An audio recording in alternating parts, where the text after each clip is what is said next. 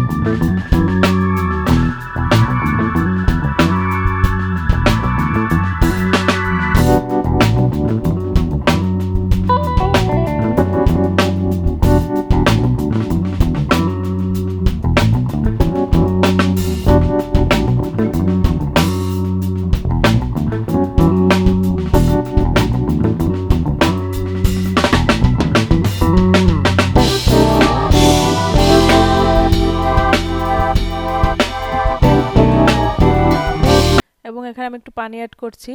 Tomato ketchup দেওয়া চামচটা আমি ধুয়ে আবার ওটার মধ্যে একটু পানি দিয়ে দিচ্ছি।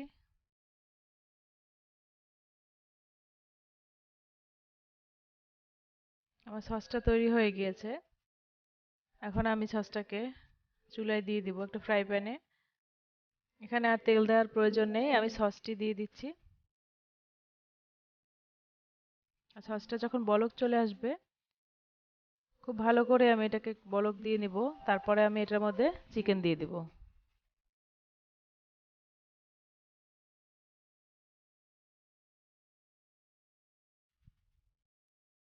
আর চিকেনগুলোকে এখানে খুব বেশি রান্না করার প্রয়োজন নেই, যেহেতু চিকেনগুলো আগেই ফ্রাই করা।